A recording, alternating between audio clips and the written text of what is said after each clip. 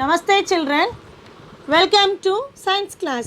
So today we are going to see a new topic from chemistry, lesson number 10, changes around us. So in that word itself we have an answer, changes. நம்மளை சுற்றி நிறைய விஷயங்கள் என்னவாயிட்டே இருக்குது, மாறிக்கிட்டே இருக்குது இல்லைங்களா. So இப்போ the changes around us. So in that first we see the introduction part. Have you ever visited Qutub Minar? So இப்போ நீங்கள் எங்கேயாவது அதாவது குதுப் மினார் போய் பார்த்துருக்கீங்களா? டெல்லியில் குதுப் மினார் போய் பார்த்துருக்கீங்களா? அங்கே இருக்கக்கூடிய அதில் பில்லர், அயன் பில்லர், அந்த டெல்லியில் குதுப் மினார்கிட்ட நியர்பை என்ன இருக்கும் அப்படின்னா அயன் பில்லர் இருக்கும். There you can see rust resistant iron pillar. இது நாள் வரைக்கும் அதில் வந்து துரு பிடிச்சதே கிடையாது. அதுதான் வந்து ரஸ்ட் ரெசிஸ்டண்ட் அப்படின்னு சொல்கிறாங்க. ரஸ்ட் ரெசிஸ்டன்ஸ் மீன்ஸ் துரு ஏறாத அப்படின்னு அர்த்தம். ஸோ அப்போ அங்கே இருக்கக்கூடிய அந்த ரஸ்ட் ரெசிஸ்டண்ட் அயன் பில்லரை நீங்கள் பார்த்துருக்கீங்களா? It has not ரஸ்டட் for more than 5500 years. அதாவது 1500 இயர்ஸாக இருக்குது. இது நாள் வரைக்கும் அது வந்து என்னாகலை, ரஸ்ட் துரு ஏறாமல் தான் இருக்குது. But not all things are unchange like this. ஆனால் மற்ற விஷயங்கள், மற்ற பொருட்கள் எல்லாம் இந்த மாதிரி இருந்தது கிடையாது அப்படின்னு சொல்கிறாங்க. So many things we see in our life are changing. நிறைய விஷயங்கள் நம்மளை சுற்றி நடக்கக்கூடிய விஷயங்களும் சரி, நிறைய திங்ஸும் சரி என்னவாயிட்டே இருக்கும். நம்ம லைஃப்பில் பார்க்கக்கூடிய விஷயங்கள் மாறிக்கிட்டே தான் இருக்கும். So many things we see in our life are changing. So இப்போ இந்த குதுப் மினார் பற்றி பார்க்கலாம் வாங்க. ஸோ திஸ் இஸ் இதுதாம்மா வந்து குதுப் மினார் இன் நியூ டெல்லியில் இருக்கக்கூடிய குதுப் மினார். நெக்ஸ்ட்டு இந்த இடத்துல அயன் பில்லர் இருக்குது பார்த்தீங்களா? This is the iron pillar. இந்த அயன் பில்லர் தான் வந்துட்டு என்னென்னா இது அதாவது 1500 இயர்ஸாக இருக்குது. இருக்கக்கூடிய அயன் பில்லர் வந்து இன்னும் துரு பிடிக்காமையே இருக்குது. So this is a Qutub Minar and this is the iron pillar. இதுதான்மா அயன் பில்லர். இந்த அயன் பில்லர் தான் 1500 இயர்ஸாக இருக்குது. அதாவது ரஸ்ட் ஆகாமல் துரு பிடிக்காமல் இருக்குது. சரிங்களா? நெக்ஸ்ட்டு பார்த்திங்கன்னா திஸ் இஸ் த க்ளோசர். அதாவது அயன் பில்லரை வந்து க்ளோஸ்அப்பில் எடுத்திருக்காங்க. இது வந்துட்டு க்ளோஸ்அப்பில் எடுத்துக்கக்கூடிய அயன் பில்லர். இது வரைக்கும் என்னது, அது துரு பிடிக்காமல் இருக்குது. Next this is the gate, the iron pillar at Delhi. இது வந்து 5th century rust resistant iron pillar, Mehrauli, new Delhi. So வாங்க பார்க்கலாம். ஸோ அதுதான். But not all things are unchange like this. Many things we see in our life are changing. ஆனால் நம்ம பார்க்கக்கூடிய நிறைய விஷயங்கள், நம்மளை சுற்றி இருக்கக்கூடிய நிறைய விஷயங்கள் மாறிக்கிட்டே தான் இருக்குது. You could have noticed milk turning into curd. அதாவது நம்ம பால் வந்து தயிராகிறத பார்க்குறோம். அதே மாதிரி ஒரு அரைச்சி வச்ச மாவு வந்து என்னவாகுது, அப்படியே புளிச்சு போய் அடுத்த நாள் அது இட்லிக்கு பதமாகுது இல்லைங்களா? இட்லி ஊற்றுற பதத்துக்கு அது வந்துடுது. ஸோ இப்போ இதெல்லாம் எப்படி நடக்குது, என்ன ப்ராசஸ், என்ன காரணத்தினால சேஞ்ச் ஆகுது? So you could have noticed milk turning into curd. How it is happening? இது எப்படி நடக்குது? We see a number of changes in our surrounding. நம்மளை சுற்றி இருக்கக்கூடிய சூழ்நிலையில் நிறைய விஷயங்கள் மாறிக்கிட்டே தான் இருக்குது. Some of them are physical changes. அதில் வந்து சிலது வந்து எப்படி இருக்கும், physical changesஸாக இருக்கும். And some of them are chemical changes அப்படின்னு சொல்கிறாங்க.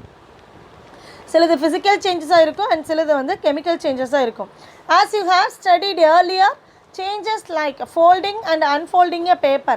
நம்மளால் ஒரு பேப்பரை என்ன பண்ண முடியும், மடக்கவும் முடியும். அதே சமயத்தில் அந்த பேப்பரை அன்ஃபோல்டும் பண்ண முடியும், விரிக்கவும் முடியும். So folding and unfolding a paper. Drying wet clothes. அதாவது ஈரமான துணியை நம்ம என்ன பண்ணலாம், காய வைக்கலாம். மறுபடியும் அந்த காஞ்ச துணியை என்னவாயிரும், ஈரமாகறதுக்கும் சான்சஸ் இருக்குது. Bending of iron rod are some example for physical changes. Iron ராடை நம்ம வந்துட்டு பெண்ட் பண்ணால் கூட நம்ம மறுபடியும் என்ன பண்ணிடலாம், அதை ஆப்போசிட் சைடில் அடிக்கும்போது அது அதாவது ஸ்ட்ரைட்டாக வந்துடும். ஸோ இப்போ bending of iron rod are some examples for physical changes. On the other hand changes like burning of paper. நம்ம பேப்பரை எரிச்சிட்டோன்னா மறுபடியும் நம்ம பேப்பர் கொண்டு வர முடியுமா? அந்த எரிஞ்ச சாம்பல்லேருந்து நம்ம பேப்பரை எடுத்துகிட்டு வர முடியுமான்னா முடியாது. அதே மாதிரி டைஜஷன் ஆஃப் ஃபுட். நம்ம சாப்பிடக்கூடிய உணவு நமக்கு செரிமானம் ஆயிடுச்சு அப்படின்னா நம்ம மறுபடியும் உணவை தான் எடுத்துக்க முடியுமே ஒழிய அந்த இடத்துல அங்கே உணவை எடுத்து கொடுக்க முடியாது. So on the other hand changes like burning of paper, digestion of food, turning of milk into curd, தயிர் பாலை தயிராக மாற்ற முடியும். அது தயிர்லேருந்து பால் எடுத்துகிட்டு வர முடியுமா? முடியாது. So turning of milk into curd and decaying of vegetables, காய்கறிகள் வாங்கி வச்சு ஒரு 2-3 நாள் விட்டுட்டோம் அப்படின்னா என்ன ஆரம்பிச்சிடும்? அது அப்படியே கெட்டு போக ஆரம்பிச்சிடும். Are some of the examples for chemical changes. அப்போது கெமிக்கல் சேஞ்சஸ் அப்படின்னு சொல்லும்போது அந்த மாற்றத்திலிருந்து நம்ம மறுபடியும் என்ன பண்ண முடியாது? திரும்பி அந்த பொருளை கொண்டு வர முடியாது. ஸோ அப்போ vegetables are some of the examples for chemical changes. So in this lesson you will study about chemical changes, factors determining chemical changes and effect of chemical changes. இந்த லெசனில் நம்ம என்ன பார்க்க போகிறோன்னா factors determining chemical changes. chemical changes நடக்கிறதுக்கு எதெல்லாம் காரணமாக இருக்குது, அப்புறம் அந்த கெமிக்கல் சேஞ்சஸ்னால என்னென்ன எஃபெக்ட்ஸ் ஏற்பட போகுது அப்படிங்கிறது இந்த லெசனில் பார்க்க போகிறோம். இப்போ புரிஞ்சதுங்களா? ஃபிசிக்கல் சேஞ்ச், கெமிக்கல் சேஞ்ச்னா என்னென்னு கிளியராக புரிஞ்சுதுங்களா? ஃபர்ஸ்ட் பார்க்க போகிறது chemical change. This is a 2 mark question. A chemical change is a permanent and irreversible change. Chemical change அப்படிங்கிறது என்னது? இப்போ நம்ம சொன்னோம் இல்லைங்களா, அதாவது பர்னிங் ஆஃப் பேப்பர். ஒரு பேப்பரை நம்ம எரிக்கிறோமா, எரித்து அது சாம்பல் ஆயிடுச்சு, மறுபடியும் அதுலேருந்து பேப்பர் கொண்டு வர முடியுமா? முடியவே முடியாது. அதே மாதிரி இப்போது நம்ம தண்ணியை கொதிக்க வச்சு அதில் அரிசியை போடுறோம். அரிசி தனியாக இருக்கும், தண்ணி தனியாக இருக்கும். அந்த கொதித்த தண்ணியில் அரிசியை போட்டு என்னவாயிராது? சாதமாக மாறிடும். அப்போ அந்த சாதத்துலேருந்து மறுபடியும் அரிசி எடுத்துகிட்டு வர முடியுமா? எடுத்துகிட்டு வர முடியாது. அதே மாதிரி இப்போ முட்டையை உடச்சி, இல்லைன்னா முட்டையை நம்ம வந்து பாயில் பண்ணிடுறோம், நல்லா வேக வச்சிடறோம். அப்போ மறுபடியும் அந்த பாயில்டு எக்லேருந்து நம்ம பச்சை முட்டையை எடுத்துகிட்டு வர முடியுமானா முடியாது. So these are all the examples for chemical changes. So அப்போ அதுதான் சொல்கிறாங்க, chemical change is a permanent and irreversible. ரிவர்சிபிள்னால் மறுபடியும் நம்ம அதை கொண்டு வந்தோம்னா அது ரிவர்சிபிள். இப்போ வந்து ஒரு மெல்ட்டிங் ஆஃப் ஐஸ் அப்படின்னு சொல்லும்போது நம்ம தண்ணியை மறுபடியும் ஃப்ரீசரில் கொண்டே வச்சோன்னா அது என்னவாயிரும்? ஐஸ் க்யூபாக மாறிடும். அதையே நம்ம வெளியில் எடுத்துகிட்டு வந்து வச்சோன்னா அது வந்து என்னவாயிரும்? தண்ணியாக மாறிடும். அப்போ ஐஸ் க்யூபை மறுபடியும் நம்ம வாட்டராக கன்வெர்ட் பண்ண முடியும், வாட்டரை மறுபடியும் நம்ம ஐஸ் க்யூபாக கன்வெர்ட் பண்ண முடியும். ஸோ அப்போ a chemical change is a permanent and irreversible change which produces a new substance. அது வந்து என்ன உருவாகுது? ஒரு 2 ரியாக்டன்ட் கம்பைன் ஆகி ஒரு நியூ சப்ஸ்டன்ஸ், நியூ ப்ராடக்டை உருவாக்குது. Chemical changes are otherwise called as chemical reactions. Chemical சேஞ்சஸ்க்கு இன்னொரு பேர் இருக்குது, என்னது? So chemical changes are also called as chemical reactions because of more substances. Because 1 or more substances, அதாவது ரியாக்டன்ஸ் அப்படின்னு சொல்கிறாங்க, அது undergo reaction to form 1 or more new substance, new ப்ராடக்ட்ஸை வந்து உருவாகுது. அதாவது 1 or 2 கெமிக்கல் சப்ஸ்டன்சஸ் ரியாக்ட் ஆகி reaction நடந்து நமக்கு புது சப்ஸ்டன்ஸ், ஒரு நியூ ப்ராடக்டை நம்ம கொடுக்குது. அதுதான் வந்து கெமிக்கல் சேஞ்சஸ்ன்னு சொல்கிறோம். இல்லைன்னா அதுக்கு இன்னொரு பேர் இருக்குது, என்னது? Chemical reaction. இது 2 mark question, மார்க் பண்ணிக்கோங்க. Once again I'll read this. A chemical change is a permanent and an irreversible change which produces a new substance. Chemical changes are otherwise called as chemical reactions because 1 or more substances, that means reactants, undergo a reaction to form 1 or more new substances or products. That is, reactants gives products. சரிங்களா? So இங்கே activity 1ல் கொடுத்துருக்காங்க பாருங்கள். Aditya wants to classify the following changes as physical or chemical change. Can you help him? அதாவது melting of ice is a physical சேஞ்சா, கெமிக்கல் சேஞ்சா? Rusting of iron, burning of wood, burning of camphor, ripening of fruit, spoilage of food, bursting crackers. இதில் melting of ஐஸை தவிர மித்தது எல்லாமே வந்து என்ன தான்? கெமிக்கல் சேஞ்ச் தான். மெல்ட்டிங் ஆஃப் ஐஸ் நம்ம மறுபடியும் ஐஸ் க்யூபாக மாற்ற முடியும், that is a physical change. Rusting of iron அது வந்து chemical change. Burning of wood அது chemical change. Burning of camphor that is also chemical change. In ripening of fruit, இயற்கையாகவே என்னது? ஒரு காய் இருந்து அது கண்டிப்பாக என்ன பண்ணுவோம்? பழமாகும். That is a chemical change தான் சொல்லணும். அடுத்த spoilage of food and bursting crackers. வெடிச்சிட்டோம் அப்படின்னா மறுபடியும் அதுலேருந்து வெடி கொண்டு வர முடியாது. So these are all the chemical changes. Then only one thing is melting of ice, that is a physical changes. In next page we see the factors determining chemical changes. அந்த chemical changes சாதாரணமாக நடந்துராது. அதாவது இப்போ நம்ம சரௌண்டிங்லேயே பார்க்குறோம் அப்படின்னா chemical changes தற்செயலாவோ இல்லை அது தானாகவே நடந்துராது. ஸோ அப்போ கெமிக்கல் சேஞ்சஸ் அதை தான் சொல்லியிருக்காங்க. ஃபேக்டர்ஸ் டிட்டர்மைனிங் கெமிக்கல் சேஞ்சஸ் நடக்கிறதுக்கு எதெல்லாம் காரணமாக இருக்குது அப்படிங்கிறத சொல்கிறாங்க. Chemical changes will not occur at all conditions. எல்லா கண்டிஷன்ஸ்லையுமே கெமிக்கல் சேஞ்சஸ் நடக்காது. For a chemical change to take place, certain specific conditions are required. ஒரு கெமிக்கல் சேஞ்ச் நடக்கணும் அப்படின்னா கண்டிப்பாக அந்த இடத்துல கண்டிஷன்ஸ் இருக்கணும். ஸ்பெசிஃபிக் கண்டிஷன்ஸ் ஆர் ரெக்வயர்ட், தேவைப்படுது. அந்த கண்டிஷனில் இருந்தால் தான் அந்த இடத்துல கெமிக்கல் சேஞ்சே நடக்கும் அப்படின்னு சொல்கிறாங்க. So chemical changes can takes place in the following conditions. எங்கெல்லாம் இந்த கெமிக்கல் சேஞ்சஸ் நடக்குது அப்படின்னா, அதாவது எந்த மாதிரியான சூழ்நிலையில் எந்த மாதிரியான கண்டிஷன்ஸில் இந்த கெமிக்கல் சேஞ்சஸ் நடக்குது அப்படின்னா, first point is contact in physical states. Physical states அப்படின்னா சாலிட், லிக்விட் அண்ட் கேஸ், அந்த தான் ஃபிசிக்கல் ஸ்டேட்னு சொல்லுவோம். இப்போ நம்ம பூமியில் இருக்கிறோம் அப்படின்னா நம்மளை சுற்றி நிறைய விஷயங்கள் வந்துட்டு என்ன சாலிடாக இருக்கலாம், லிக்விடாக இருக்கலாம், இல்லை கேஷியஸ் ஸ்டேட்டில் இருக்கலாம். அப்போ அந்த கெமிக்கல் ரியாக்ஷன் எப்போ நடக்குன்னா, that substance it will contact in physical ஸ்டேட்ஸில் கான்டாக்ட் ஆகும்போது நமக்கு வந்துட்டு அந்த கெமிக்கல் ரியாக்ஷன் நடக்கும், கெமிக்கல் சேஞ்ச் ஏற்படும் அப்படின்னு சொல்கிறாங்க. So contact in physical states first point. Second point solution of reactants. அதாவது சாலிடாக இல்லாமல் அந்த ரியாக்டன்ஸை சொல்யூஷனாக மாற்றி ரியாக்ட் பண்ணும்போது அதனால் கெமிக்கல் ரியாக்ஷன் நடக்கும். தென் தேர்ட் ஒன் எலக்ட்ரிசிட்டி மூலமாக கூட அந்த கெமிக்கல் ப்ராசஸ் நடக்குது. Fourth one heat. அது உங்களுக்கே நல்லா தெரியும். அதாவது ஹீட் பண்ணும்போது நமக்கு வந்துட்டு கெமிக்கல் சேஞ்சஸ் நடக்குது. அடுத்தது லைட்டு. ஒரு கெமிக்கல் சேஞ்ச் நடக்கணும்னா என்ன தேவை? அதுக்கு லைட். அடுத்தது கேட்டலிஸ்ட், அதாவது வினையூக்கி அப்படின்னு சொல்கிறாங்க. So this 6 conditions are required to take chemical change. First one, contact in physical states, solution of reactants, electricity, heat, light and catalyst. So first one, contact in physical states. அதாவது என்னென்னா, we experience many events in our daily life like burning of matchstick, on rubbing and iron materials turning into reddish brown. அதாவது நம்ம match stick, ஒரு தீப்பெட்டியிலேருந்து அந்த நெருப்பு வரணும் அப்படின்னா நம்ம என்ன பண்ணுவோம்? உள்ளே இருக்கக்கூடிய அந்த மேட்ச் ஸ்டிக்கை எடுத்து, தீக்குச்சியை எடுத்து நம்ம உரசுவோம். அப்போ அந்த உரசும் போது அந்த மேட்ச் ஸ்டிக் என்ன ஆகுது? பேர்ன் ஆகி நமக்கு நெருப்பை கொடுக்குது. ஸோ அப்போ we experience many events in our daily life. அப்போ அந்த மேட்ச் ஸ்டிக் அண்ட் மேட்ச் பாக்ஸுங்கிறது அந்த சாலிட் ஸ்டேட்டில் இருக்கக்கூடியது. அப்போ இது என்ன ஆகுது? ஃபிசிக்கல் ஸ்டேட்டோட கான்டாக்ட் ஆகுது. ஸோ அதை தான் சொல்லியிருக்காங்க. we experience many events in our daily life like burning of matchstick on rubbing and iron materials turning into reddish brown. அதாவது ரஸ்ட் ஆகுது இல்லைங்களா? ஒரு இரும்பு ராடையோ இரும்பு கம்பியோ நம்ம சும்மாவே ஓப்பனில் விட்டோம்னா அது வந்து உடனே ஆகாது. It takes 6 months or 7 months, அந்த மாதிரி 3 months கூட எடுத்துக்கும். ஏன் அப்படின்னா ஏரில் இருக்கக்கூடிய மாய்ஸ்சர், ஈரப்பதமும் அந்த ஏர் வந்துட்டு மாய்ஸ்சரும் ஏரும் வந்துட்டு என்ன ஆகுது? அது கூட கெமிக்கல் ரியாக்ஷன் ப்ராசஸ் நடந்து நமக்கு வந்துட்டு அந்த இரும்பு ராடை கெமிக்கல் சேஞ்ச் நடந்து அயனை வந்து ரஸ்ட் பண்ண வைக்குது.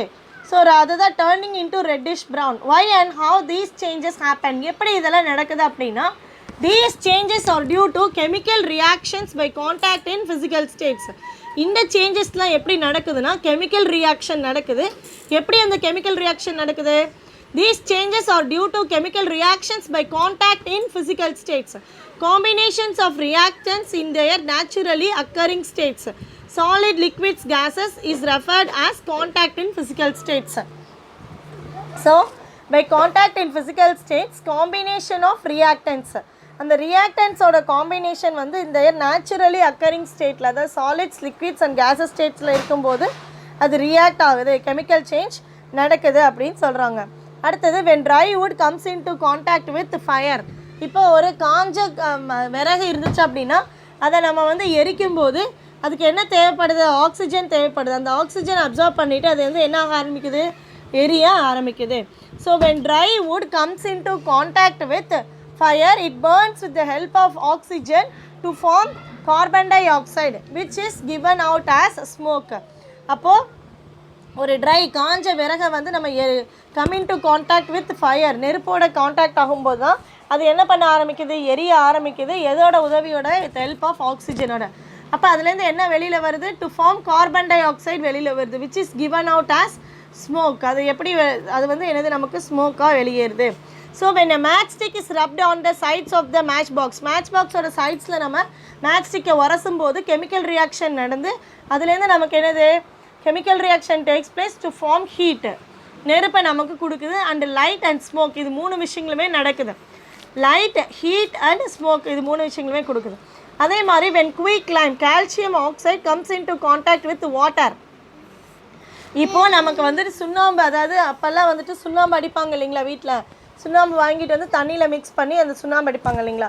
இப்போ இந்த குயிக்லைம்ங்கிறது கால்சியம் ஆக்சைடு, சுண்ணாம்பு கல்லுன்னு சொல்லலாம், இல்லை சுண்ணாம்புன்னு சொல்லலாம். அதை வந்து நம்ம வாட்டரோட மிக்ஸ் பண்ணும்போது அது என்னவா மாறினா கால்சியம் ஹைட்ராக்சைடாக மாறிடுது, அதாவது ஸ்லேக்டு லைமாக மாறிடுது. அப்போ இது வந்து என்னது, வாட்டரோட அந்த கான்டாக்ட், குயிக்லைம் வந்து வாட்டரோட கான்டாக்ட் ஆகும்போது இட் பிகம்ஸ் அ கால்சியம் ஹைட்ராக்சைடாக கன்வெர்ட் ஆகுது. This is another example for chemical reaction. So அப்போ இந்த மாதிரியான சூழலில் contact in physical states, contact ஆகும்போது தான் அந்த கெமிக்கல் ரியாக்ஷன் நடக்குது. அடுத்த மோர் டு நோ பாருங்கள்.